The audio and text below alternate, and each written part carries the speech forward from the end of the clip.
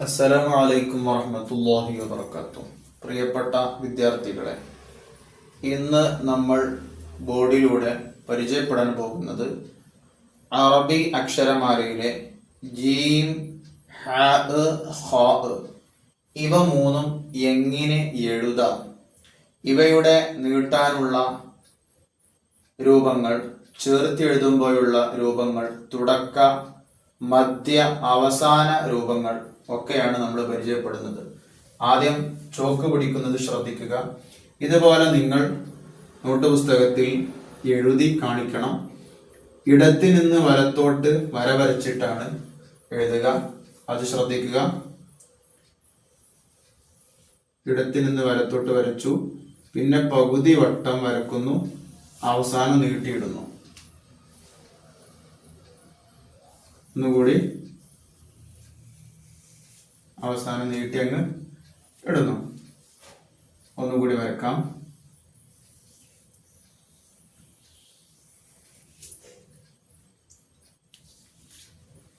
ഇങ്ങനെ മൂന്നെണ്ണം വരച്ചതിന്റെ ലക്ഷ്യം ജീം, ഹാ, ഖാ. ജീം, ഹാ, ഖാ ഇത് മൂന്നും ഒരേ പാറ്റേൺ ആണ്. ഇതിൽ നടുവിൽ പുള്ളി കൊടുത്താൽ ജീമായി, പുള്ളി കൊടുക്കാതിരുന്നാൽ ഹ ആയി, മുകളിൽ പുള്ളി കൊടുത്താൽ ഹ ആയി. ഒന്നുകൂടി പറയാം. നടുവിൽ പുള്ളി ജീം, ഒന്നുമില്ലാതിരുന്നാൽ ഹ, മുകളിൽ പുള്ളി കൊടുത്താൽ ഹ. ഇനി നമ്മൾ ഉമർ ബിൻ ഖത്താബ് തങ്ങളുടെ ഒരു പാഠത്തിലൂടെ നമ്മൾ കുറച്ച് അറബി മലയാളത്തെ നമ്മൾ പരിചയപ്പെട്ടിട്ടുണ്ട്. ലാ ഇലാഹ ഇല്ലല്ലാഹ് എന്ന പാഠത്തിലൂടെ. അതുപോലെ നമ്മൾ കഴിഞ്ഞ ഇസ്ലാം കാര്യത്തിന്റെ പാഠത്തിലൂടെയും കുറച്ച് അറബി മലയാളത്തെ പരിചയപ്പെട്ടിട്ടുണ്ട്. ഇവിടെ നമ്മൾ പരിചയപ്പെട്ട മലയാളത്തിലെ ജ ഇതുപോലെ എഴുതാം. മലയാളത്തിൽ ച എഴുതുന്നതിന്റെ രൂപം ഒന്ന് പരിചയപ്പെടാം. അതുപോലെ മലയാളത്തിലെ ഞ എഴുതുന്നതും ഇതേ ഒരു പാറ്റേണിലാണ്. അപ്പൊ അതുകൊണ്ട് അതും കൂടി ഇതിന്റെ കൂട്ടത്തിൽ ഒന്ന് ജസ്റ്റ് പറഞ്ഞു തരാം. ഇതുപോലെ തന്നെ എഴുതുക. ഒന്നുകൂടി എഴുതാം. ഇനി ജീമിന് ഒരു പുള്ളിയാണ്. അറബി മലയാളത്തിലെ ചാക്ക് ശ്രദ്ധിക്കണം. ചാക്ക് നമ്മൾ നേരത്തെ ജീമിൽ എഴുതിയതുപോലെ ഒരു പുള്ളിയല്ല, വലത്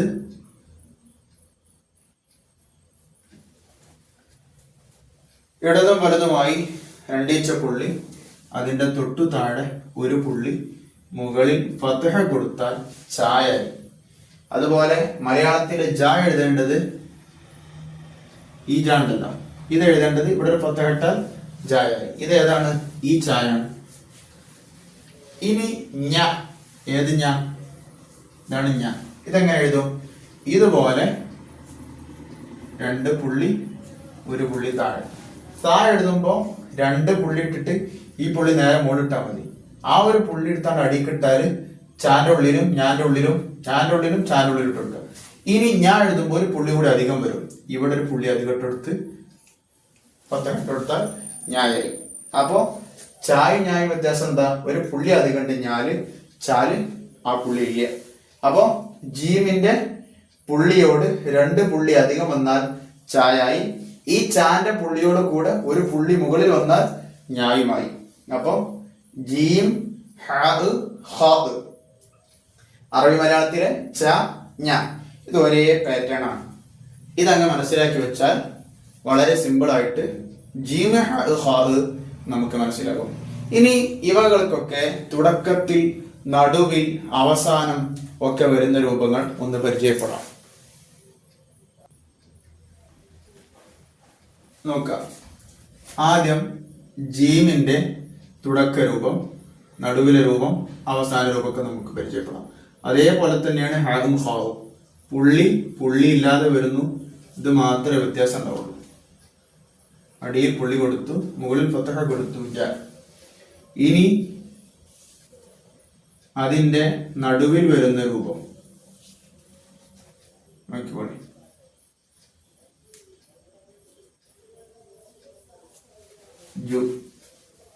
ഇനി അവസാനം വരുന്ന രൂപം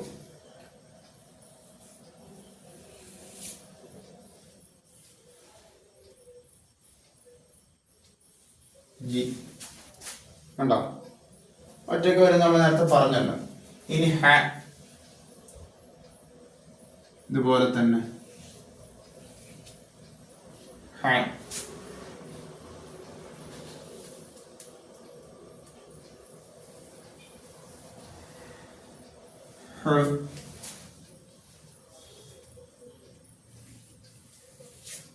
ഹൈ കണ്ടോ? ഹ ഹ ഹൈ. ഇനി ഹാൻ ഹ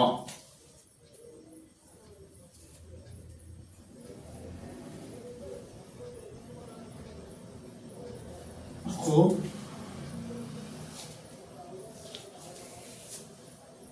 ഹി കണ്ടോ? ഹ ഹു ഹി. വളരെ സിമ്പിളാണ്. നേരത്തെ നമ്മൾ പഠിച്ചതുപോലെ ജീമിന്റെ തുടക്കത്തിൽ രൂപം എങ്ങനെ എഴുതിയത് ഞാൻ അങ്ങനെ കാണിച്ചു തരാം. ഇങ്ങനെ ഒന്ന് ഇങ്ങനെ ഒന്ന് ഇങ്ങനെ, അടിയിൽ പുള്ളി പിന്നെ ഫത്തഹ. അക്ഷരം ആദ്യം എഴുതിയിട്ടാണ് പുള്ളിയും ചിഹ്നങ്ങളും കൊടുക്കേണ്ടത്. രണ്ടാമത് ജ എഴുതിയത് എങ്ങനെ? ജൂന്ന് എഴുതിയത് നടുവിൽ വരുന്ന രൂപം ഇങ്ങനെ എഴുതി, പിന്നെ ഇവിടുന്ന് ഇങ്ങനെ വന്നിട്ട് ഇങ്ങനെ, അടിയിൽ പുള്ളി മുകളിൽ ലൊമ്മ. ഇവിടെയോ ഇങ്ങനെ എഴുതി കൊടുത്തിട്ട് ഇതാണ് ഇവിടുന്ന് ഇങ്ങനെ വന്ന് നടുവിൽ പുള്ളി, അടിയിൽ കസറ. ചില ആളുകൾ കസറ കൊടുക്കുമ്പോൾ ഇങ്ങനെ, അങ്ങനെയല്ല, വലതുനിന്ന് ഇടത്തോട്ടേക്ക് ചരിച്ചിട്ടാണ് കസറ കൊടുക്കലും ഫത്തഹ കൊടുക്കലും. ലൊമ്മയോ ഇങ്ങനെ വന്നിട്ട് ഇങ്ങനെ. ഇനി ഹ എഴുതുമ്പോൾ അങ്ങനെ ഒരു വ്യത്യാസമില്ല. ഒരു വ്യത്യാസമില്ല എന്ന് പറഞ്ഞാൽ എഴുത്തിന്റെ രൂപത്തിൽ വ്യത്യാസമില്ല, പുള്ളി ഇല്ല എന്ന് മാത്രം. ഇത് എഴുതുന്നത് പോലെ എഴുതിയിട്ട് പുള്ളി ഇടാന്നാ മതി.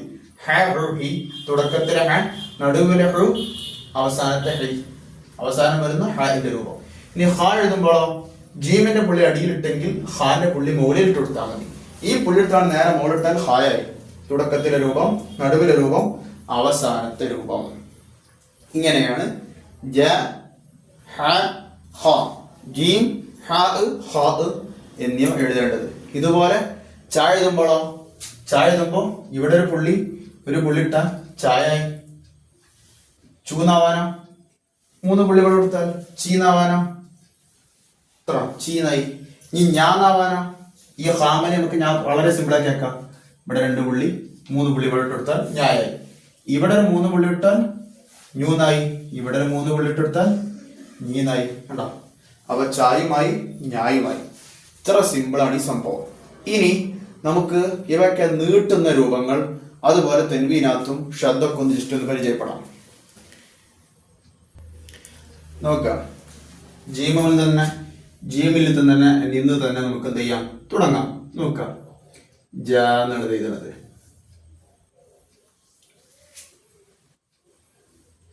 അടിയിൽ പുള്ളി മുകളിൽ ഫത്തഹ. ഈ ഫത്തഹ നീട്ടാനാണ് ഈ അലിഫ്. ഇനി ജൂ നോക്കൂ.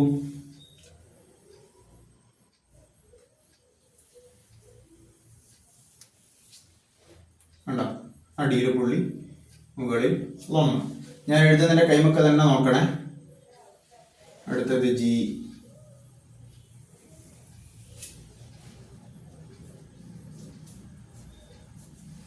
ജി. ഇനി ഹാഹി നോക്ക്. ഹ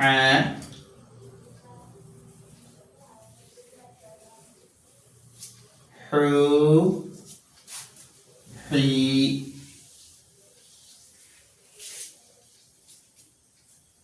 ഹി. അല്ല, ഇനി ഹ ഹു ഹി അതും കൂടി.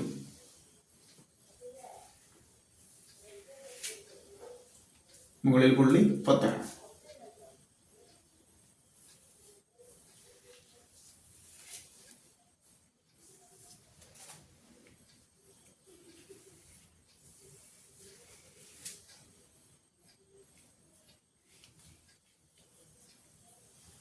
ഹ ഹു ഹി.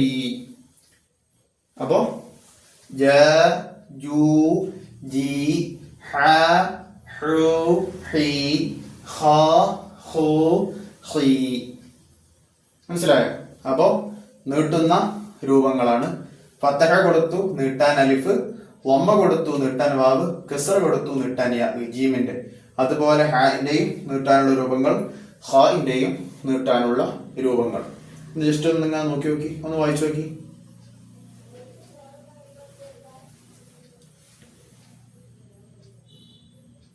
ഇനി നമുക്ക് തെൻവീനാത്തുകളുടെ രൂപം പരിചയപ്പെടാം.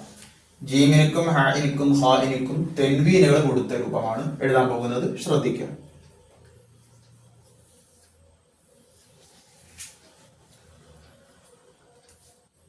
ജൻ,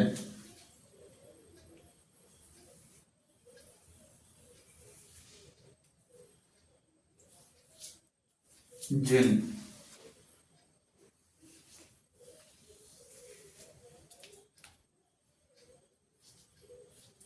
ജിൻ. ഇനി അടുത്തത് ഏതാ? ഹ, ഹ ല.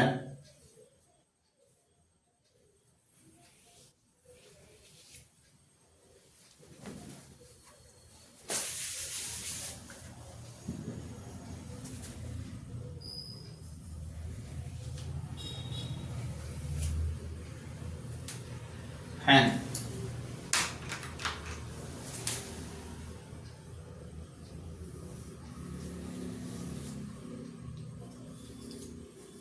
ഹുൻ, ഹിൻ. ഇനി ഖാഇന്റേത്.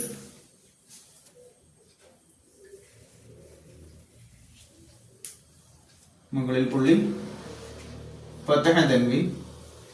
ഇനി ഹാഇന്റെ പോലെ ബോഡി ചെയ്ത് മുകളിൽ പുള്ളി, അതിന് മുകളിൽ വമ്മ തൻവീൻ, ഖുൻ. ഇനി ഖിൻ, ഹായിന്റെ ബോഡി വരക്കുന്നു, മുകളിൽ പുള്ളി, അടിയിൽ കസ്റ തൻവീൻ, ഖൻ ഖുൻ ഖിൻ. നോക്കൂ, ജ എന്നാണോ? അല്ല, ജൻ. നമ്മൾ ഫതഹ തൻവീൻ കൊടുത്ത അക്ഷരം എഴുതുമ്പോൾ അതിനോട് ചേർത്തി ഒരു അലിഫ് ഉണ്ടാകും. ഇത് നമ്മൾ തുടക്കം മുതലേ നമ്മുടെ വീഡിയോയിലൊക്കെ നമ്മൾ പറഞ്ഞൊരു കാര്യമാണ്. ഫതഹ തൻവീൻ വരുമ്പോൾ ശേഷം അലിഫ് ഉണ്ടാകും എന്നുള്ള കാര്യം. ജൻ, ജീമിന്റെ മുകളിൽ ഫതഹ തൻവീൻ ഒരു അലിഫ്. ഹൻ എന്നുള്ളിടത്തും അലിഫ്, ഖൻ എന്നുള്ളിടത്തും അലിഫ്. ജുൻ ജിൻ എന്നുള്ളിടത്തൊന്നും എന്തുണ്ടാവില്ല? ജുൻ ജിൻ. അതുപോലെ ഹുൻ ഹിൻ, ഖുൻ ഖിൻ ഇവിടെ ഒന്നും ഉണ്ടാവില്ല. അപ്പൊ ഇത് എഴുതിയ രൂപങ്ങൾ ശ്രദ്ധിക്ക്. ഇങ്ങനെ വന്നിട്ട് അലിഫ്, ഇതൊക്കെ ഒറ്റക്കുള്ള രൂപങ്ങൾ. അതിന് വമ്മ തൻവീനും കസ്റ തൻവീനും ഒക്കെ കൊടുത്തു എന്ന് മാത്രം. ജൻ, ജുൻ, ജിൻ, ഹൻ, ഹുൻ, ഖിൻ. അല്ല, സോറി, ഹൻ, ഹുൻ, ഹിൻ, ഖൻ, ഖുൻ, ഖിൻ. ഇങ്ങനെയാണ് ഇതിന്റെ രൂപങ്ങൾ. ഇനി ശബ്ദ കൊടുത്ത രൂപങ്ങൾ ഒന്ന് നമുക്ക് പരിചയപ്പെടാം. നോക്കൂ, ശ്രദ്ധ കൊടുത്തിട്ട് എങ്ങനെ നമ്മൾ എഴുതാം? ജൻ അല്ലെ? ആദ്യം വെറും ശ്രദ്ധ കൊടുത്തത് എഴുതാം, നീട്ടമില്ലാതെ. ജ.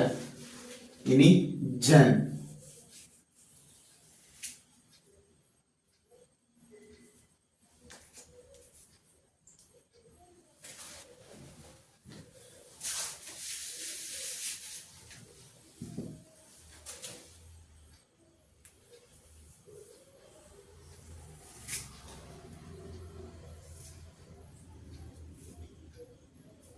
ശ്രദ്ധയിട്ടിട്ട് പത്തതിന് കേട്ടോ. ജൻ. ഇനി ഹ.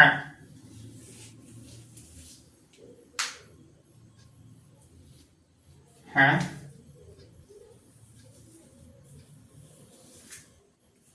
ഹൻ. ഇനി ഖ. ഖ, ഖൻ.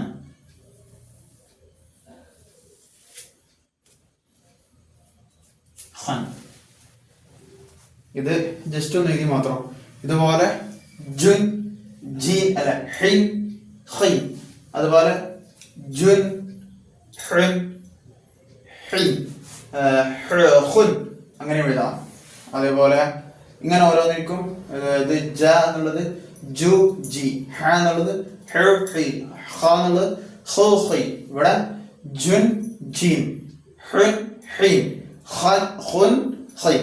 അങ്ങനെയൊക്കെ ഇത് എഴുതാൻ പറ്റും. അപ്പൊ അതൊക്കെ ജസ്റ്റ് ഒരു സാമ്പിൾ എഴുതി തന്നത് മാത്രം. ഇങ്ങനെയാണ് ഈ ജീം ഹ മായി ബന്ധപ്പെട്ട അക്ഷരങ്ങളുടെ എഴുത്ത് രൂപങ്ങൾ. ഇനി ഓരോ നിലയും ഓരോ വാക്കുകളെ കൂടി ജസ്റ്റ് ഒന്ന് എഴുതാം. ജബല് പാഠത്തിൽ നിന്ന് ജബല് തന്നെ ആയിക്കോട്ടെ അല്ലെ.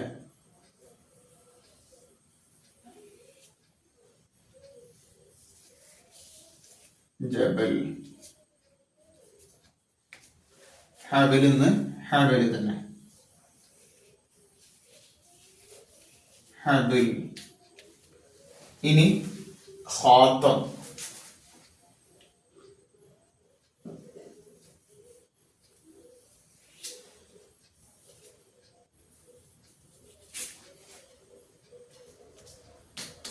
ഖാത്തം. പിന്നെ ഏതാ? ഖിബാബ്.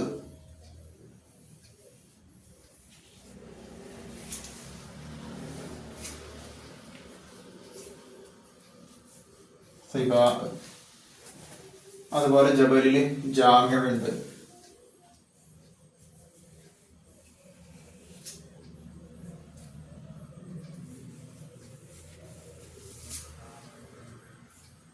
ജാമിഉ. ഇവിടെയൊക്കെ ഉസ്താദ് എഴുതിയപ്പോ ആദ്യം അക്ഷരങ്ങൾ എഴുതി. അക്ഷരങ്ങൾ എന്ന് എഴുതി, പിന്നെ പുള്ളി ഫതഹ ചിഹ്നങ്ങളും കസറകളും ഹർക്കത്തുകളൊക്കെ കൊടുത്തു. പുള്ളിയും ഹർക്കത്തൊക്കെ അക്ഷരങ്ങൾ എഴുതിയതിനു ശേഷമാണ് കൊടുത്തത്. അപ്പൊ ആ ഒരു രീതിയിലാണ് അറബി എഴുതേണ്ടത്. എല്ലാ ആളുകളും ഇതുപോലെ എഴുതി പഠിക്കണം. നമ്മൾ പഠിച്ച അക്ഷരങ്ങൾ വെച്ചിട്ടുള്ള വാക്കുകൾ ഉണ്ടാക്കണം. കൂട്ടി എഴുതേണ്ടത് കൂട്ടി എഴുതിയിട്ടും പിരിച്ചെഴുതേണ്ടത് പിരിച്ചെഴുതിയിട്ടും ഒക്കെ നമ്മൾ പഠിക്കണം. ഇൻഷാ അല്ലാഹ് ഇതുപോലെ ഉസ്താദ് എഴുതിയതുപോലെ എഴുതാൻ ശ്രമിക്കുക. തെറ്റാതെ വളയാതെ ഭംഗിയായി എല്ലാ പൊന്നുമക്കളും എഴുതാൻ ശ്രമിക്കുക. കിട്ടാത്ത ഭാഗങ്ങൾ ഒന്നുകൂടി റിപ്പീറ്റ് അടിച്ച് കേട്ട് മനസ്സിലാക്കി ചെയ്യുക. അള്ളാഹു തൗഫീഖ് നൽകട്ടെ. അസ്സലാമു അലൈക്കും വറഹ്മത്തുള്ളാഹി.